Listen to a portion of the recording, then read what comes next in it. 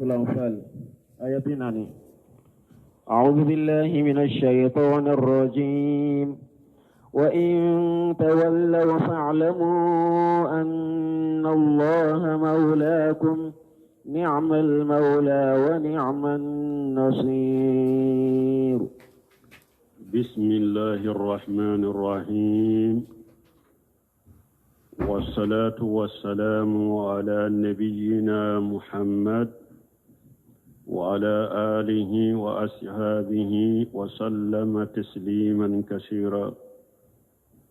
سبحانك لا علم لنا إلا ما علمتنا إنك أنت العليم الحكيم. أستغفر الله الذي لا إله إلا هو الحي القيوم وأتوب إليه. اللهم انفعنا بما علمتنا وعلمنا ما ينفعنا وزدنا علما. biye alamisa suye biye araba suye hijriya bakele ani kemenani ani binani ani saba shaharu safaru jate min bambolo minye hijra sankalo fulana bisu imbeke minye saharul muharram muharrami kalo hijra sankalo fulo bisu imbeke abisabanade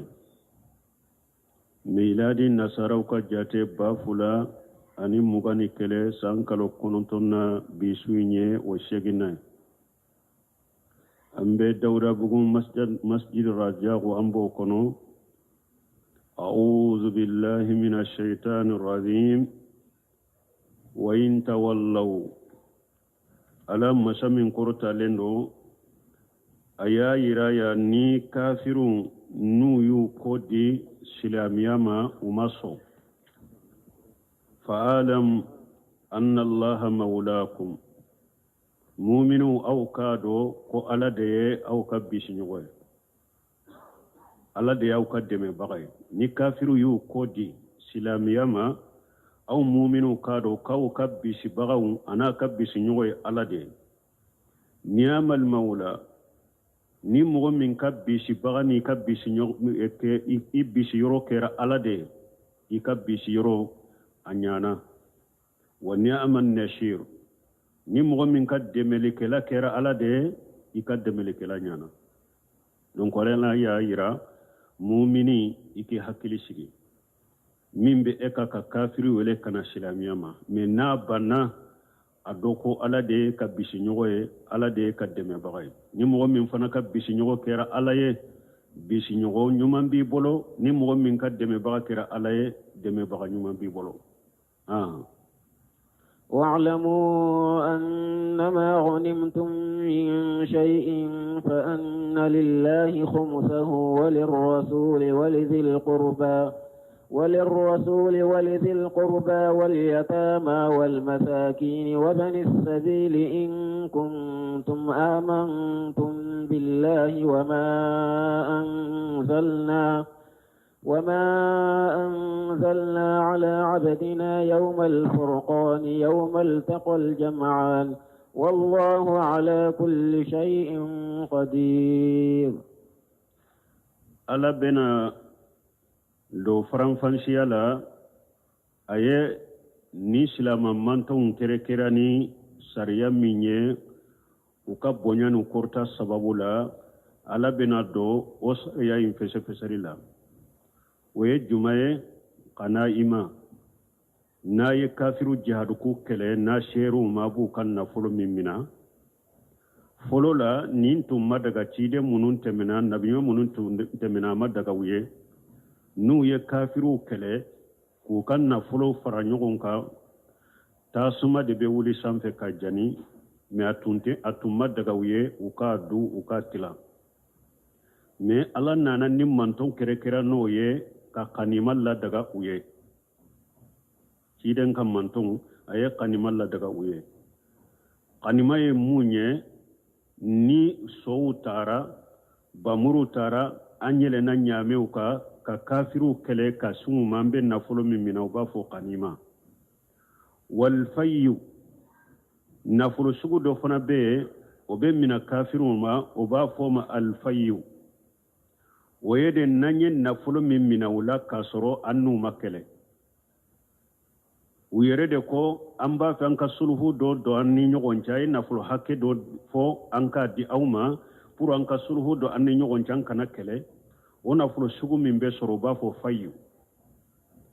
ube ni kafiri mi nasara kiyete bagatala akan nafolo mi ni ambata ka do baitul mali la ba fo fayi ube nambe ni songo mi minawula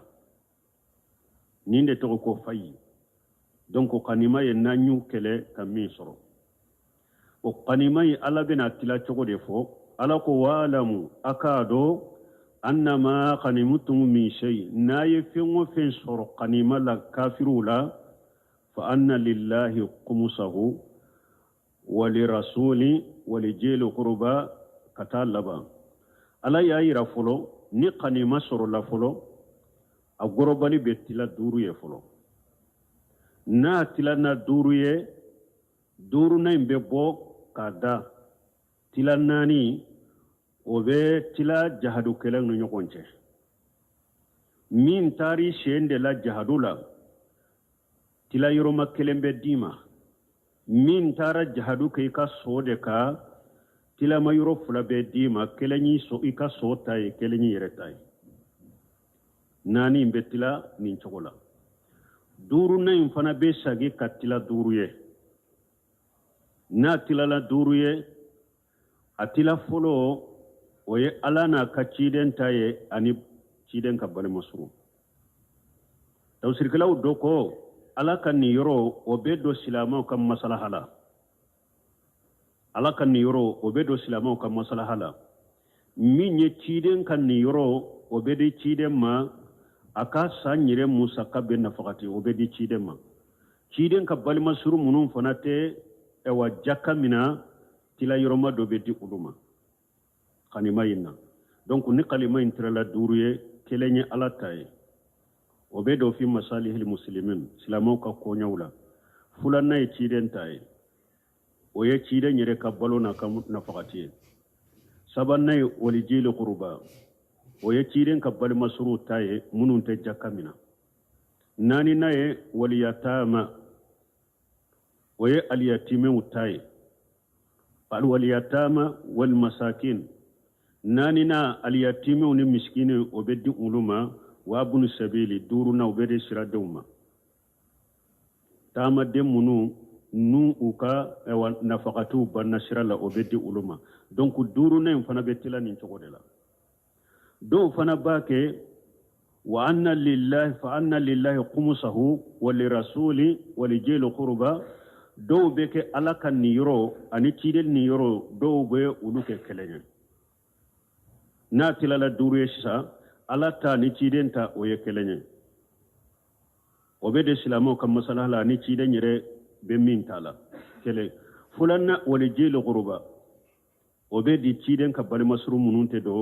mununte jakamina sabanna wali yatama obedi ali yatime uma nani na wal masakin obedi miskinuma durna ibn sabil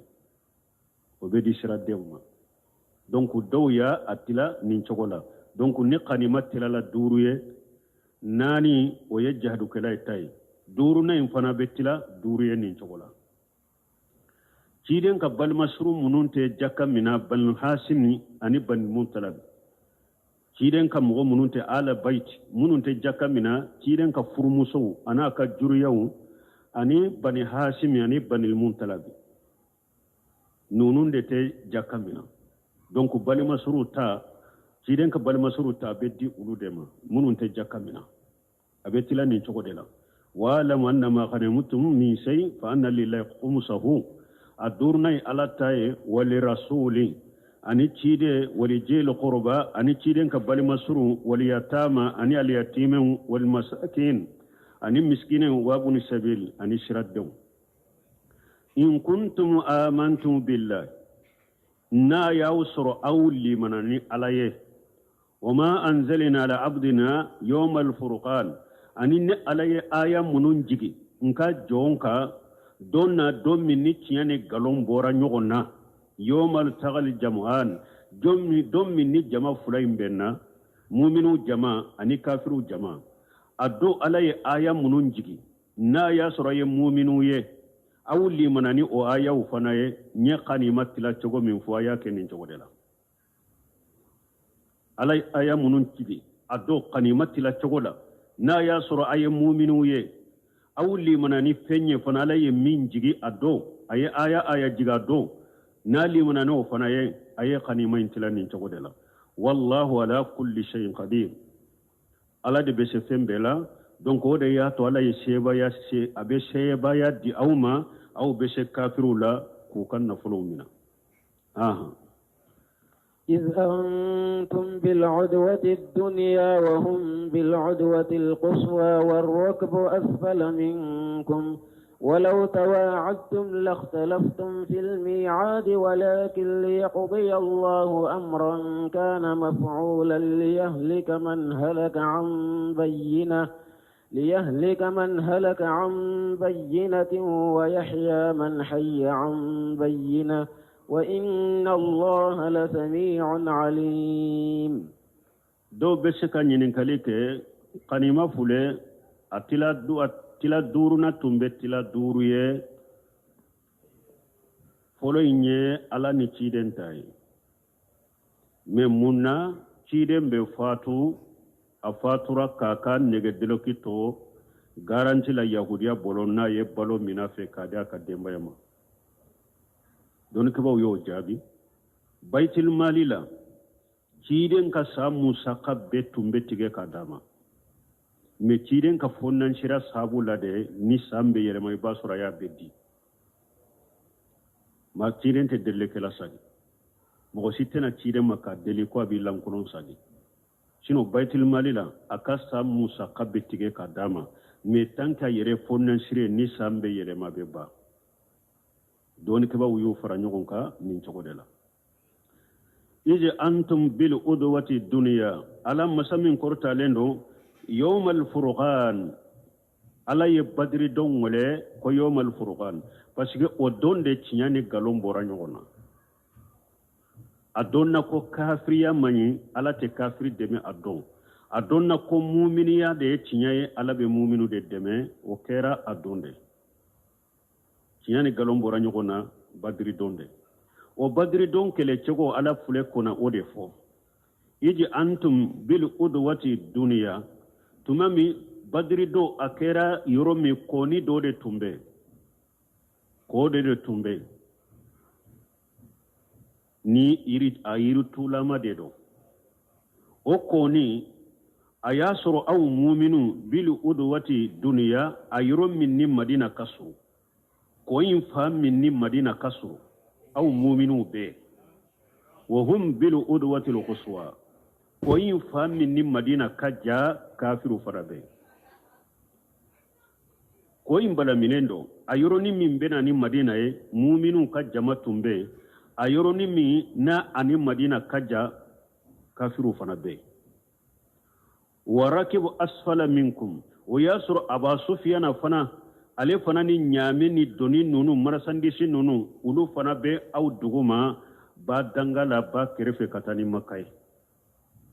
abu sufana fana ni marasandisi mbo yoro la kata walau tawaaditum ni aw mu'minu ni kafiru tunye lahiru de di nyogoma kwa ka nyogon soro badri kele kake la akhtalaftum fil mi'ad ay atum be nyogon soso arandebu lahiru indo atum be nyogon soso la tebbe ala parce que ni kafiru mashira kallahidu wuli mu'minu be se kasira kallahidu wuli ka fo parce que kafiru jama kachanye la bembu bolo kateme anka na tunye lahidu de di nyogoma ani kafiru ko anka nyogon soro nindo badri kene ka anka keleke atunte billahi du natum be nyogon sosala ben tunte kala walakin ni me liyaghdi Allah amra kana mafula alayen nin koy latige aka nyogon soro yete ka soro lahidu masirani nyogon ce pour ala yere bafe ka kominke ala yere komin latige abafe ko koy ko ba shirafe be kaye ala bafe ka kode latige ka ke kominye ke keminyo ke ewa kemi na beke ala fana b'a fɛ k'o kɛ ko min bɛ kɛ ala fana b'a fɛ k'o kɛ liyahlika man halaka an bayyina pour ni ko in kɛra mɔgɔ min bɛ halaki a don mɔgɔ min bɛ sa don a don ina sa ina halaki i yɛrɛ kɔni n'a dɔn n halakira ka delila bangera ɲɛ a jɛra ɲɛ ko n halakira kafiriya ka kafira tɛ tiɲɛ ye a don min bɛ halaki ina halaki delila jɛlen ka k'a dɔn ko kafiriya in a man ɲi kafira in tɛ tiɲɛ ye ina sa o kan wa yahya man hayya an bayyinati a don mɔgɔ min bɛ ɲanamaya fana n'i ma sa e fana na ɲanamaya ina dɔn k'a fɔ a na jɛya ye ko ja muminiya de ye tiɲɛ ye kafiriya ye nkalon dɛ o na jɛya e fana ye min bɛ sa n'a sa delila jɛlen kan ko n sara kafiriya min ka ja a man ɲi min bɛ ɲanamaya fana ina ɲanamaya delila jɛlen kan k'a fɔ ja muminiya de ye tiɲɛ ye kafiriya ye nkalon dɛ wa inna allaha la samiyun alim ala ye mɛnni masa de ye a bɛ kuma fɔta bɛɛ mɛn ala ye dɔɔni masa de ye ala bɛ ko bɛɛ kalama a bɛ ko bɛɛ dɔn إذ يريكهم الله في منامك قليلا ولو أراكهم كثير لفشلتم ولتنازعتم في الأمر ولكن الله سلم إنه عليم بذات الصدور إذ يريكهم الله في منامك قليلا تمامي تشيدي على كافر يرى إلا سغولا ودويا إنيقرو sani badir kelen ka kɛ ala ye kafirun yira u ka jama yira ciden na sogo na mɛ a y'u ka jama dɔgɔya ciden ɲɛkɔrɔ sigun na walaw arakahum kathira ni ala tun ye kafirun yira i la sogo in na k'u caya i ɲɛkɔrɔ lafasalitum aw muminu tun bɛ sira sogo in na ni ala tun ye kafiru jama caman de yira ciden na sogo in na n'a y'a lakale muminiw ye ko ɲuw ye jama caman de dɔn muminiw tun bɛ sira lafasalitum aw tun bɛ sira ay lajubunutum anihum a tun bɛ siriw ɲɛ fasalitum kɔrɔw ɲɛ a tun bɛ siriw ɲɛ wala tanaja'atum fil amri a tun bɛ ɲɔgɔn sɔsɔ a ka kow la fana a tun tɛ bɛn kan kelen kan parce que ni hadamaden ni dɔw siranna dɔrɔn dɔw farinyara dɔw siranna a tɛ se ka ɲɔgɔn sɔrɔ hakilina kelen kan minnu farinyara ka taa kɛlɛ in ma olu bɛ kɛlɛ in de kanu u ka taa minnu siranna olu t'a fɛ kɛlɛ in ka kɛ a tun tɛ bɛn a tun bɛ ɲɔgɔn sɔsɔ a ka kow la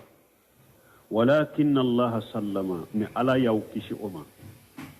ala y'aw kisi o ma a m'u caman yira aw la sigo la innahu ala alimu bijati suduri min bɛ hadamaden ka dusukun kɔnɔ ala b'a bɛɛ dɔn dusukun kɔnɔnata ala b'a dɔn ay bima tujinnuhu damairu wa taswi alayhi al-ahsaw hadamaden dusukun kɔnɔ min dogolen b'a kɔnɔ ani ewa i kɔnɔna fɛn fɛn minnu bɛ ala b'a bɛɛ dɔn ya'lamu kha'inatal ayun wa ma tukhfi sudur nya janfa ala b'a dɔn min dogolen bɛ dusukun kɔnɔ ala b'a dɔn وإذ يريكموهم إذ التقيتم في أعينكم قليلا ويقللكم في أعينهم ليقضي الله أمرا كان مفعولا وإلى الله ترجع الأمور وإذ يريكموهم إذ التقيتم في أعينكم قليلا ala ko aye mire muminu ne ala ye nema minke awye tuma mi anim kafiru benna mana kafiru ka jama kulu fule muminu ka jama kulu fule keneka ala ye kafiru ijal taghitum fi ayunukum khalila ala ye kafiru dogoya muminu nye koro ka kafiru ke komi jama kulu fitini anko ado muminu tumbe mogo keme saba ani tani saba ɲɔgɔnna kafiru be ba kelen ɲɔgɔnna na a be komi kafiru tumbe muminu dugule siɲa saba mais tuma min u ye ɲɔgɔn sɔrɔ kɛlɛ kɛnɛ kan ala ye kafiru dɔgɔya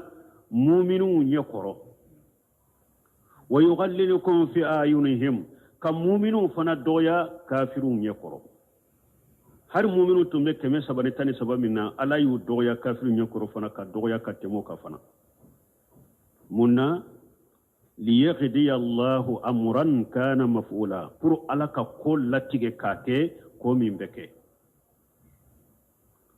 ku jafarinya kata nyogoma ku jo nyogona ku jafarinya kata nyogona pour kelen kake ado aye kafiru doya ulu nye koro pour unu na jo kafiru la ujana fariya kata kafiru ka kelema ka ulu fana doya kafiru nye koro pour kafiru na jo ulu fana la ujana fariya katu kelelima pour ala bafika kominke onake wa ila allah turja'u al-umur ewa ko bebe shagi kata ala dema ni anana yorowere tumami ninkera me tumami jama fulayin fana uye nyogon soro munkera sanu ka nyogon soro kafiru dogoyara mu'minu nyekoro mu'minu fana dogoyara kafiru nyekoro me tumami kele daminana u karila nyogona o karila nyogona ala ye munke o fana la qad kana lakum ayatu fi fi'atayn iltaqata ala ko tamanse kera awla jama kulu fula kibariala jama kulu fula min benna tuqatilu fi sabilillah jama kulu do be wotumbe keleke ala kashira la wogura kafiratu jama kulu do fana be wuluye kafirun ye yarawnahum mislayhim arayli ayni kafiru jama kulu tumbe silamaw jama kulu ye ko silamaw yulu dubule fo sinyafla wallahu yu'ayyidu bi nasrihi man yasha'u ala debe mogo deme ki sembentiana ka deme minya ala ja inna fi jalika la ibratan li ulul absar ala ko jate mina benina hakilima beye balma tumami anko mu'minu dogoyara kafiru nyekoro sanu ka kari nyogona tumami kele damina na ala yemunke aye mu'minu chaya kafiru nyekoro ka mu'minu ke komi kafiru jama nyogona fulana pour siranya ka do kafiru dusukuna mu'minu nasuma tumami jama karla nyogona sa ala mu'minu chaya uye nyogo mina sanu ka nyogo mina mu'minu dogoyara unye koro pour una korto kelela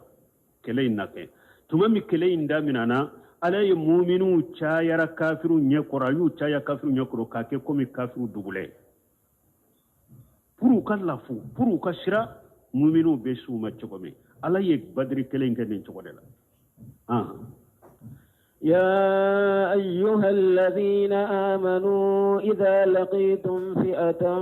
فاثبتوا واذكروا الله كثيرا لعلكم تفلحون يا أيها الذين آمنوا ألكم مؤمنون أو منوا لمن يرى لمن يحقق كدا ألالا حقيقة لا إذا لقيتم فئة فاثبتوا ناني كافر جمكلو بينك كللا أي سبتي ده واذكروا الله كثيرا أكا على قسما قصبه جترون بنيمون أبي هذا مدين كدسكم ما فانتكي حكيلسكي ودياتو أنا آية وركون على بذكر الله تطمئن القلوب على قسما أبي هذا مدين دسكم ما فانتيا donc ودياتو كليرو على ياتي سريا جكرو كچايا أي جكرو چايا لعلكم تفلحون نايوكي أو سبترا أي جكرو چايا مين كداوية أو بك سبب أبو سرو أبي سراميني أبي كساما ناي جكرو چايا ودياتو أنا بغارين مسلم كنو عبد الله بن أبي أوفى كهدي سلا أن رسول الله صلى الله عليه وسلم انتجر في بعض أيامه التي لقي فيها الأذوة cide aka tilew dola aka kelew dola kele munu nani kafirun kelela ola dondola kele yorola cide nya bila fotile kala yara hatta ija malati sams fotile jengena kasanka ba chamanche bila qama fihim cide ngulila kajjo jamachela fa qala ya ayyuhan nas ciden ko hadamadun la tatamannaw liqali aduwi jugun kumbe nyogonya ni keleye akana korto la de jugun kumbe nyogonya ni keleye akana nata akana korto la wa sha'alullah li afiyata au ka ala deli durala ka lafiya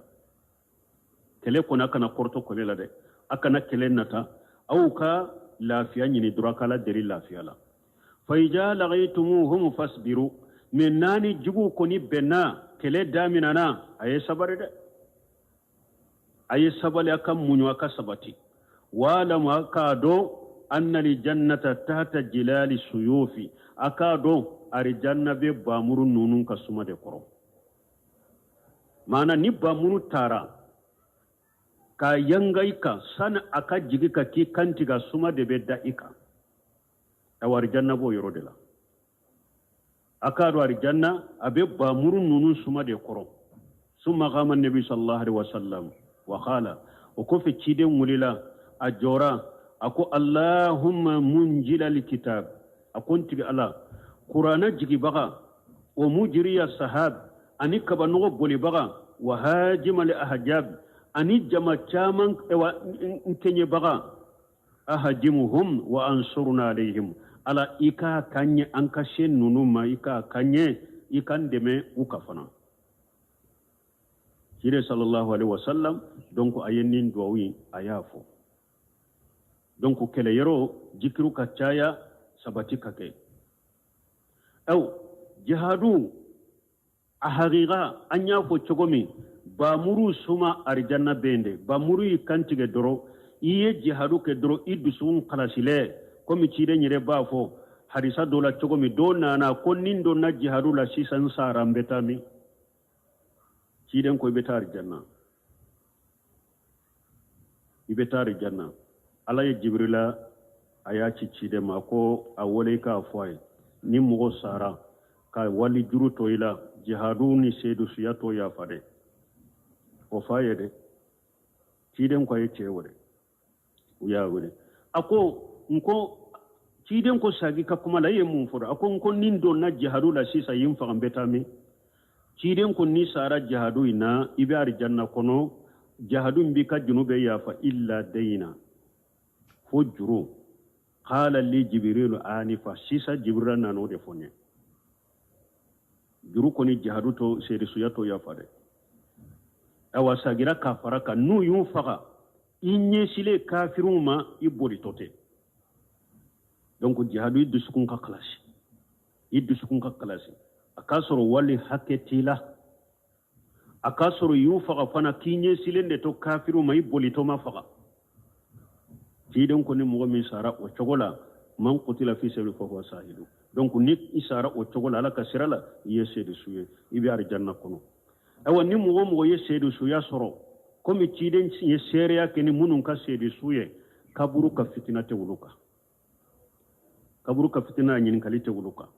tiden ko kafa bi baragati sayfi ala arasihi fitina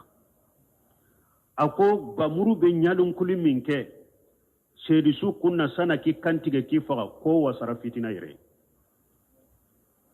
bamuru be nyalan kuli minke kunna sana ki faga o wasara fitina sedi su kaburu la jabani kaburu fitina te sedi su ka aha وأطيعوا الله ورسوله ولا تنازعوا فتفشلوا وتذهب ريحكم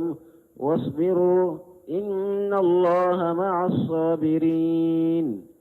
وأطيعوا الله ورسوله أي تقول ألاكو ألا يا نيامرني ميني أكاكي ألا يا فتنيا كبومنونا أكو يكو توي ورسوله أكتو أكتشيدنكو cide nyawu nyamara ni min yayo ke tije nya fatanya ka bumi na ka toy wala tanajaw akana nyugon soso aka kola abeka ke dusukun kelenye tawhidila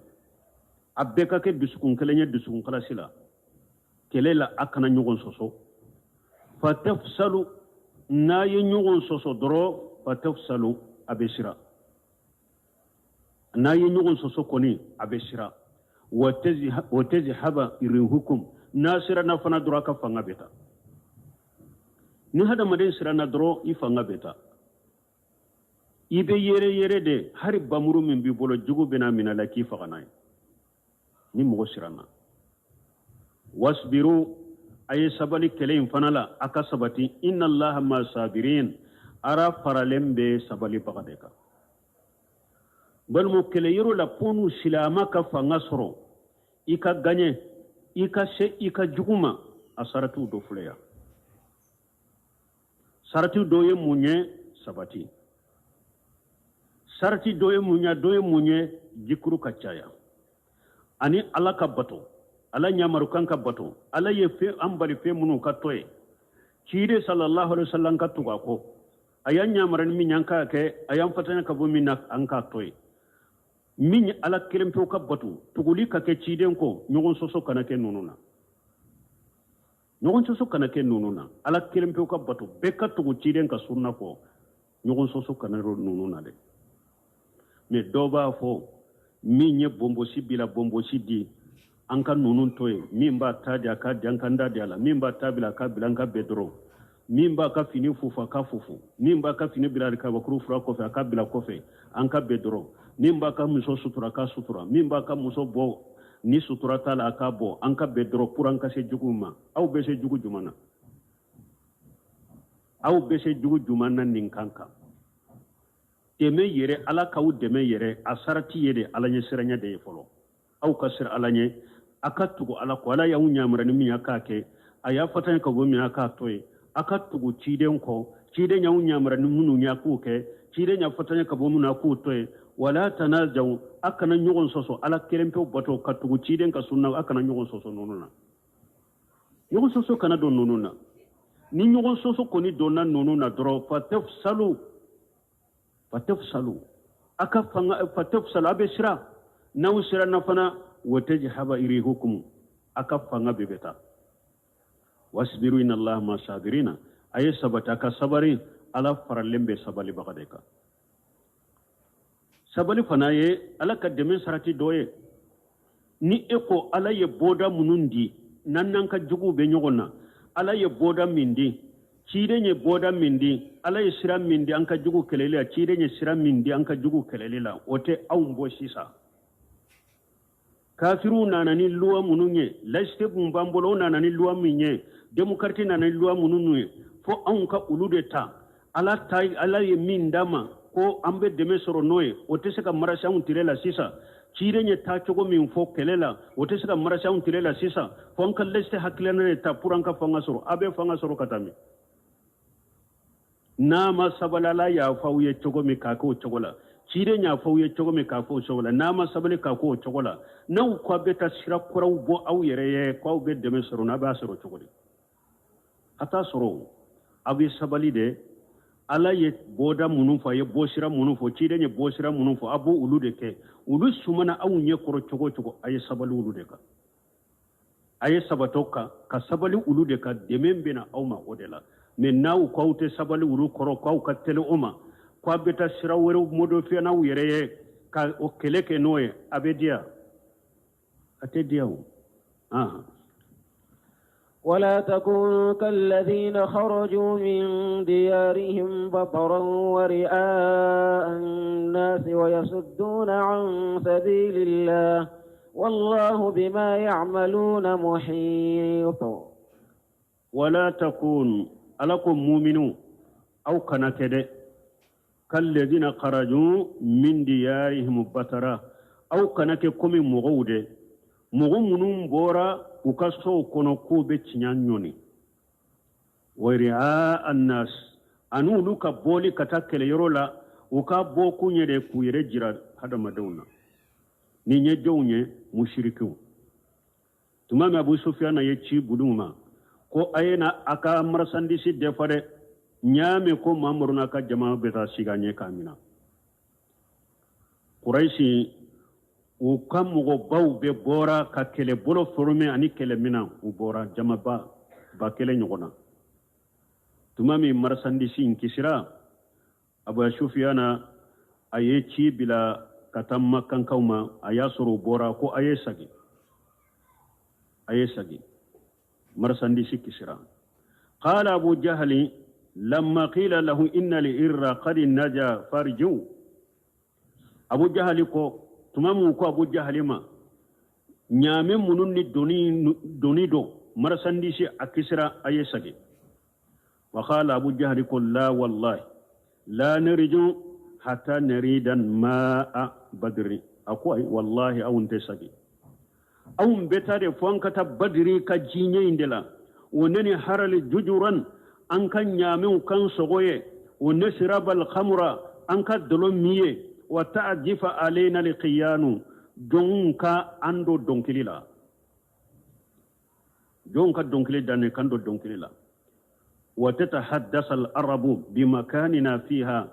يومنا أبدا دونك أنك بدري دون عربونا بروفو بدفو كتجاولي ونانك بروفو ونكسر كوشغوري فانكس ذلك عليه أجمع أقوى يفهمو فينفو أبي لمن عليك أبو جهل يفهمو فينك مفو وبي لمن عليك jinyaye muminu de ka baro fo ukade wulu de ka baro fule muminu dala fokata jinyawli min keru la badrido abeyele manaka donc ala ko mumini ni ebeti ka kelela ni bi ka dina kelewuke e kana ke kumi kafirude ka bo ko ibe cinyanyoni ka bo kubi yere jira mogola am fana ka kelewu jamana nunun kono ubu ka kelewu nu kamrashi mununa ni hari batara cinyanyoni ni mayala wayriya annasi ko ni be yala bere ka bode anka bedde fade bere ka bode jama ka chaya jinya kanye ala ko mu'mini kana ka wuce gola de mu'mini kana ke yire jirante ko bi boy bi yire yira mola silama mu'mini e bi yire yira ala dela ibi ka ko yira ala dela ki ka deme baga ke ala de min ni e yire silama toko ko e ka bo jinya de ka e jinya ki e deme e tigera ala ka deme la o be defo ke e yere ka ewa agida yere la folo yere folo emi ka ko do dilo alala emi ka ko yira alala emi ka deme nyini ala fe ebe deme nyini jinya de fe jinya dun ko mashe ko yere ka probunu mu eregile u be ta de eregile be ka jamana noni lemba bolo amanye sorala ko jinya kanye an ka bo jinya kanye kala kali la hawla wala quwwata illa billah ala ko mu'mini silama kafiri ke wale de ninye kafiri ke chogo de ninye kana kafiri la de ko bi yira mola ika koira ala de la ika sembe ala la iki ka kuto ala bolo ala ko iki ka ko nyanyini chogo min ana ka jira nyanyini o chogo la kan yire jira mo shima kaba yire la yire ni ala mi malo ya kala sondima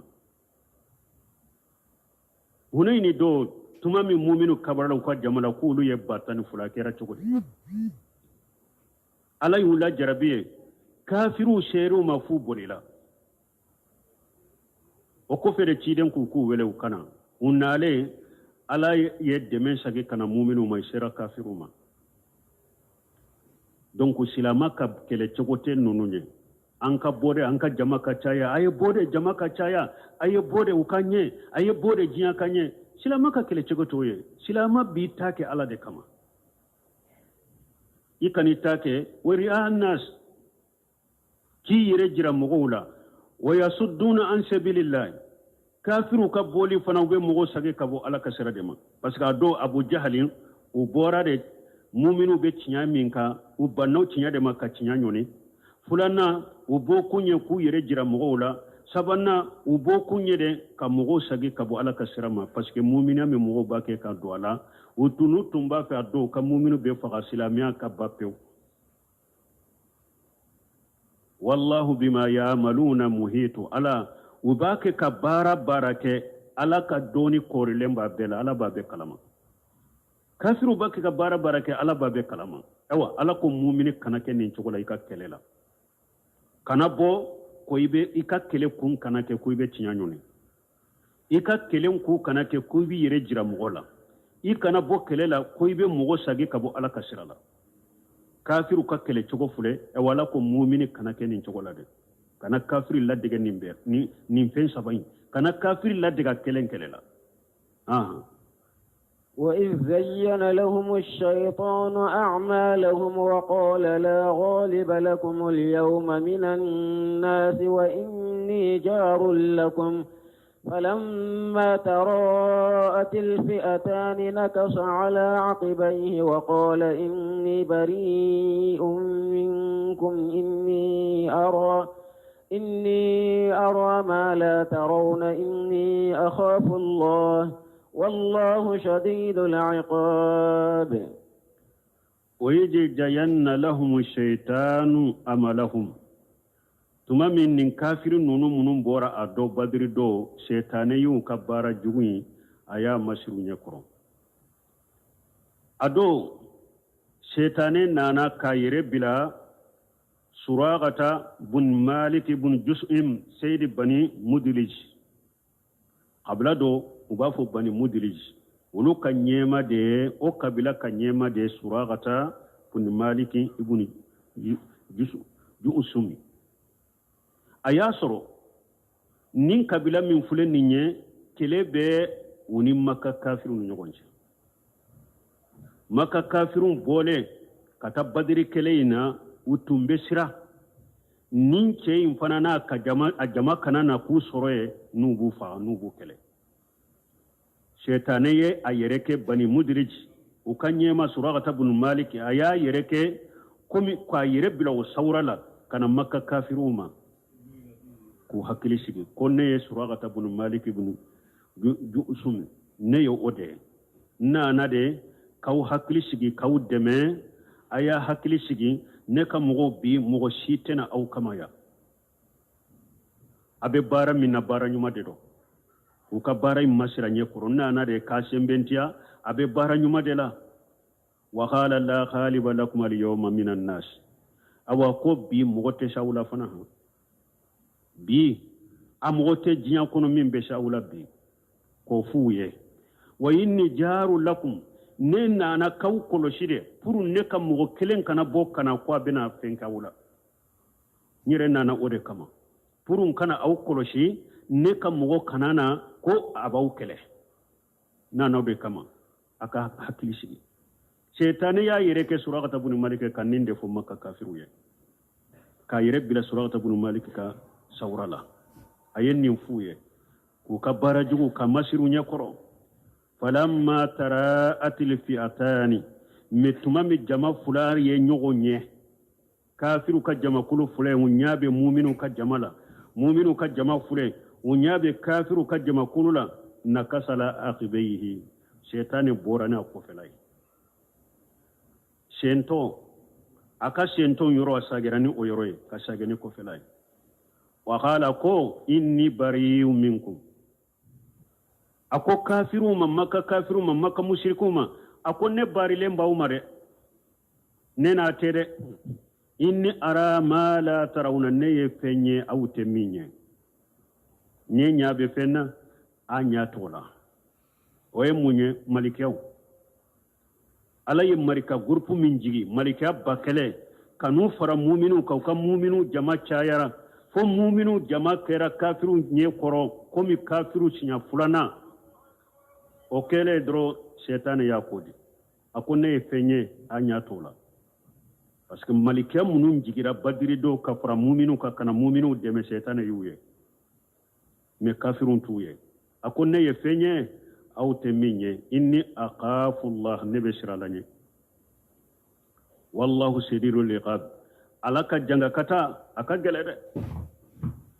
balmo shaytan be nin chogo de la abe kumi nana aya wure kun kamasali shaytan iji qala lil insani ukfuru falamma kafara qala inni bariyun minka inni aqafu Allah ako abe kumi shaytan ka misaliyan bada shaytan be nin chogo de la e makka kafiru doronte de junubutu ala sosola be ni shaytan bi no fe kala soso ndamu do dusukuna killa sukatama iya ke doro abe barika boyla na borila doro be nimisa na be ke killa su wakati mi nyate foyla me e ka bara jugu nke bane iya ke doro shaytan beta na tara doro nimisa bena ema aba masiri kono kamasali shaytani iqala lis ukufru donc afule ko de kaya kafirun la ku nege ku bila ala sosola ku bilu ka halakilila tumami malikaw jigira ale sagira kofe awa ko ne barila kabo uma ne fenye awte minye ne be sira ala nye ala janga kata gelentiki dai إذ يقول المنافقون والذين في قلوبهم مرض غر هؤلاء دينهم ومن يتوكل على الله فإن الله عزيز حكيم. تمام الشيطان ينفو كما أن آية ورمين كيكا التفسيري كمثل الشيطان قال للإنسان أكفر فلما كفر قال إني بريء منك إني أخاف الله رب العالمين. أين ينفو أتارنا يري وكفى لكو إذ يقول المنافقون أقول تمامي منافقون يافو والذين في قلوبهم مرض أنو بنابي منون بسكون نو كالي من الله فلندو وكو قر هؤلاء دينهم ko mu'minun ka jama ko nunun ka dinaw yu marasade ado munafiqin munun tumbe badri kenein ka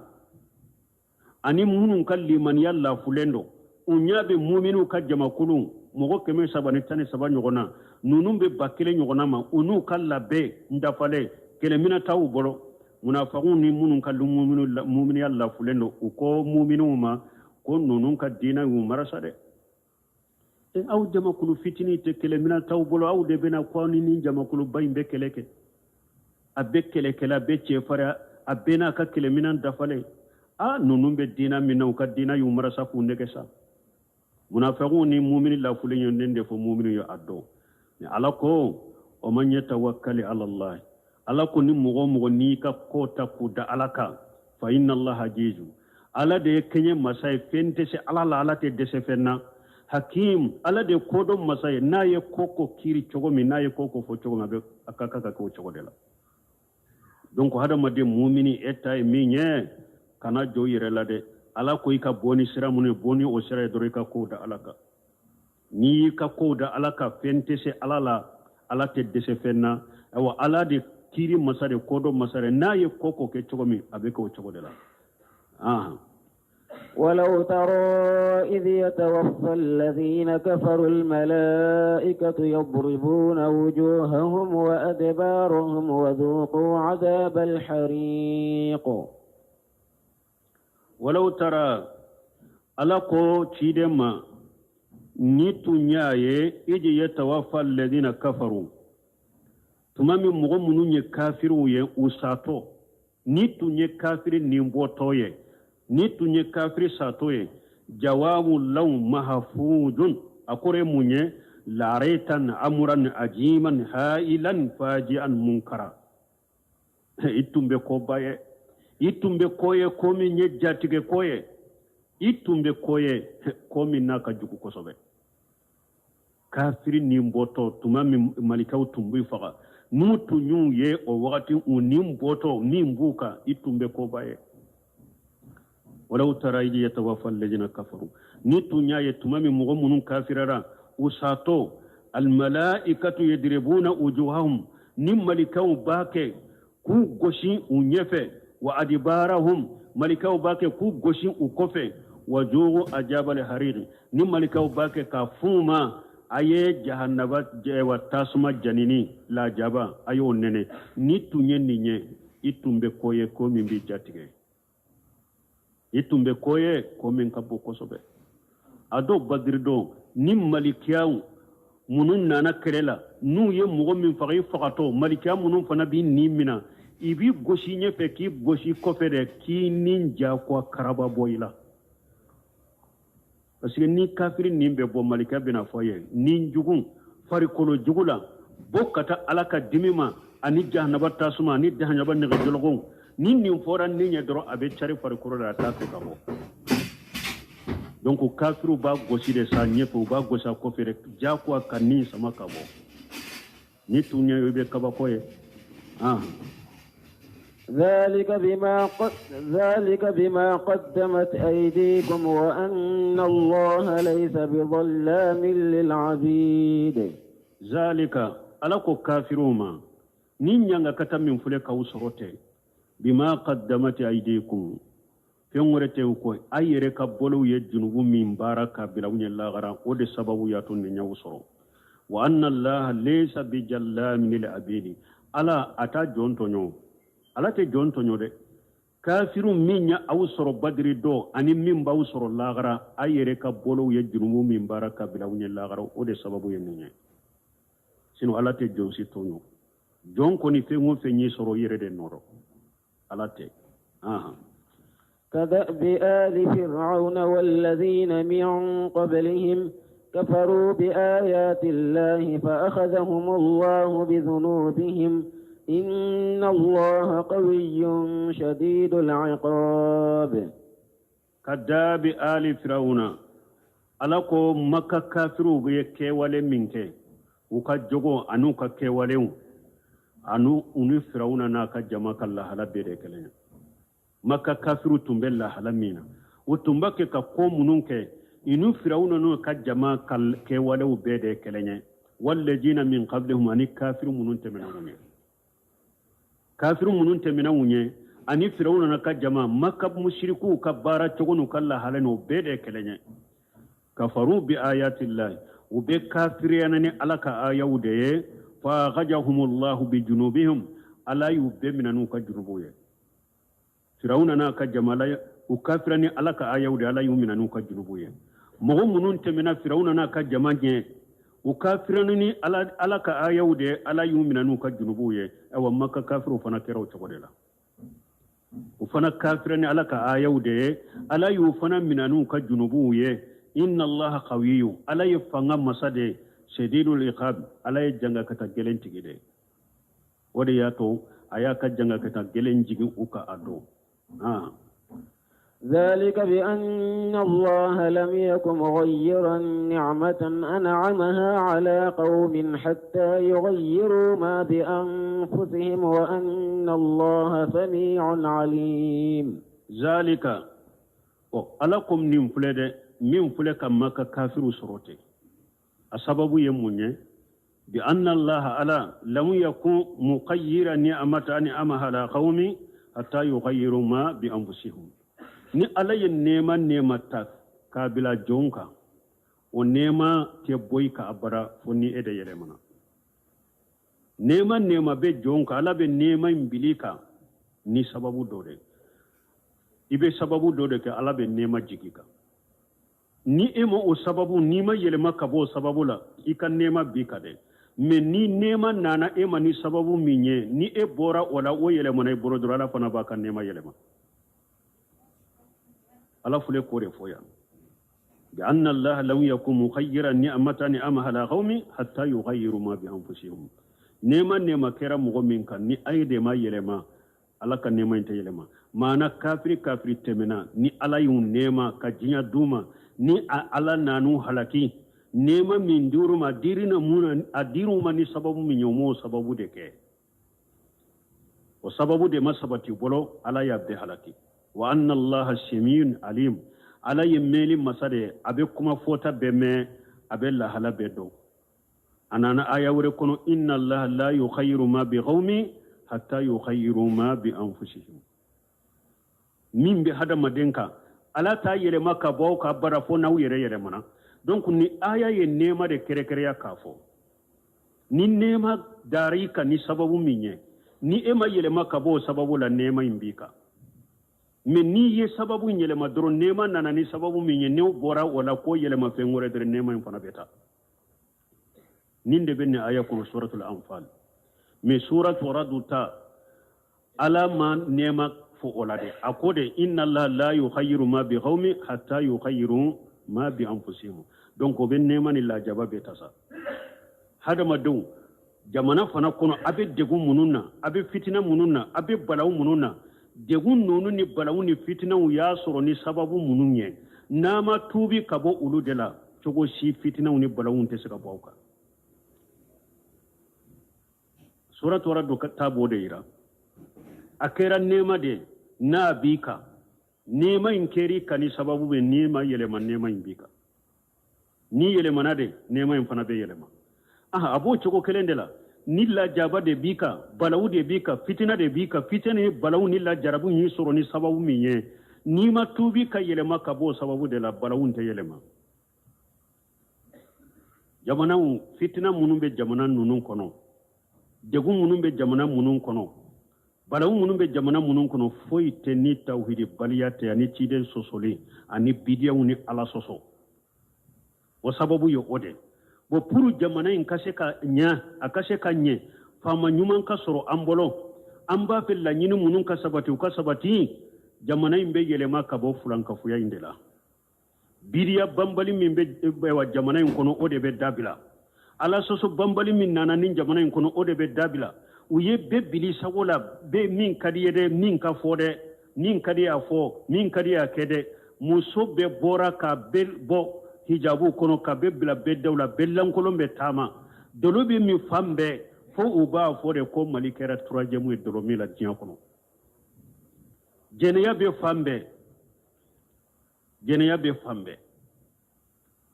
donc tanke jamana mayele makku bo odela balawu fure jamana ka fitina be jamana kan masake nyuma soro baliya min be jamana ka foi tene ala sosote ni nyama nyini o ala sosote la mogo ka tubi kata alama ala kelimpe ka bato ka nyogom bato ka fara ala ka bila shegu farala alaka mabo farala alaka kaburtigu farala alaka iru farala alaka dingenyen so farala alaka jinyon farala alaka nin jamana kono node madda bilawa ka folla fiya de benate atena te koy junubu min be jamana en kono franka boya min be jamana en kono fonya kan nyino odela yele malika ke ka bode ka bidiya bambali min be nin jamana kono yele malika ke ka bode ka dolo min bambali min be nin jamana in kono yele malika ke ka bode ka jeneya min be nin jamana in kono fonka yele maka bode la goro jigene min be nin jamana in kono fo yele maka ke ka bode la nyaada madaw yele mana ka bola ku nyeshi alama ka ala bato tauhidi sabatira sunna sabatira ala soso bora anchela mbali maw yele ma benaw wa kazalika nuwalli ba'da zalimina ba'd nkom masaka yala yafo akonne ala be tonyali kelaw de bila nyogon kunno ka bone jigi nyogon ka wodi yato doni kibaw ko kama takununa yuwalla alaykum ko jama kunu abulla halamin na kwala bo masake de dama bun khaymul jawjibe nim fo miftar daru saada akoy ma sheybaw laje tuma mi sheybaw tunkanye alay masake nyimon de duma abubakar shidiqi umar ibn khattab usman ibn affan ali ibn abi talib mi akotuma mi kalifanani mfana ulu fana tile banna shebau chaman fana kuma sira ka fatu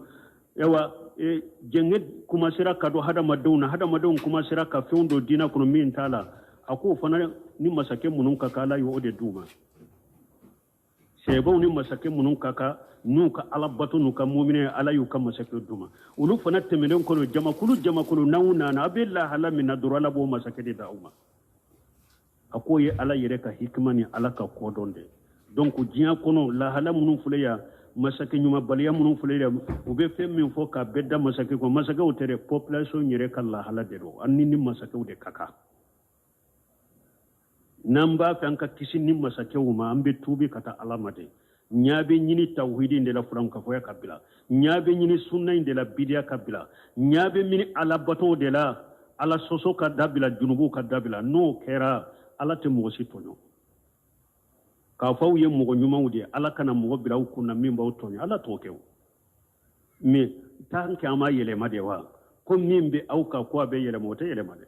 inna allah la yughayyiru ma bi qaumin hatta yughayyiru ma bi anfusihim wa idha arada allah bi qaumin su'an fala maradda lahum ala kunni ala yalla nyini ka ko jugu silla se mogo munuma awa yele ma bagata la de o ma lahum min dunihi min wali awa bis nyogo taw bolo fanani alate ambe ala deli jamana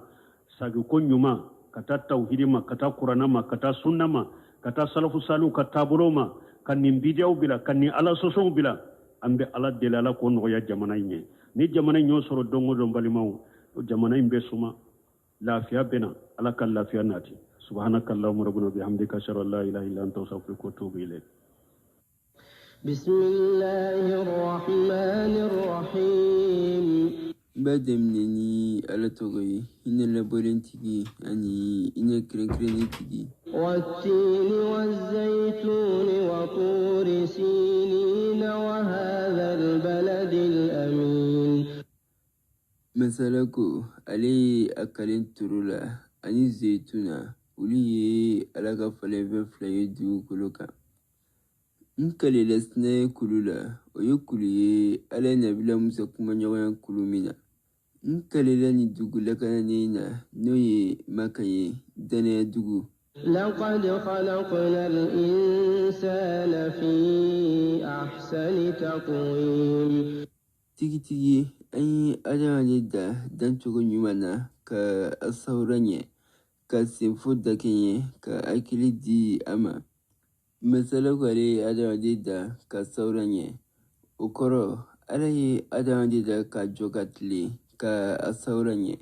a ma geren kɛ a la a ma gɛlɛ ka a la a ma tɔrɔn k'a la a ma kukala k'a la a ye dafɛw tɔ bɛ da k'u biri u kun sirilen bi dumuni kɛ fo adamaden kelen ale bi dumuni kɛ ni a bolo ye a ye adamaden sɔn hakili la a bi kalan kɛ ni min ye ka dɔnniya sɔrɔ ani kuma a bi ɲɛfɔli kɛ ni min ye ka lafaamuyali kɛ ni ala ka fusɔntigɛba ye adamaden ye danfɛ tɔw kan ثم رددناه أسفل سافلين إلا الذين آمنوا وعملوا الصالحات o kɔfɛ an tilala k'a lasegi majigi dan na fo n'a kɛra mɔgɔ ye minnu limaniyara ka baara ɲuman kɛ فلهم أجر غير ممنون sarakɔtigɛbali bi olu ye tuma min ni u dɛsɛra la tuma o kɔrɔ mɔgɔ minnu limaniyara ala la ka baara ɲuman kɛ u ka funankɛya ni sɛbɛntiya tuma ka dume o kan fo ka se kɔrɔ ni dɛsɛ ma u ka baara ɲuman baraji bi sɛbɛ u ye kuda ye sabu kɔrɔ ni banaden ye u dɛsɛ o tuma an k'an cɛsiri baara ɲuman kɛli la funankɛya ni sɛbɛntiya tuma walasa an ka baraji caman sɔrɔ kɔrɔ ni dɛsɛ tuma فما يكذبك بعد بالدين mun de b'a to e bi sara don garanti kɛ tuguni ni bɛɛ kɔfɛ أليس الله بأحكم الحاكمين yala ala de ti kiiritigɛlaw bɛɛ la kiiri ɲuman tigɛla ye wa tigitigi ale jatigi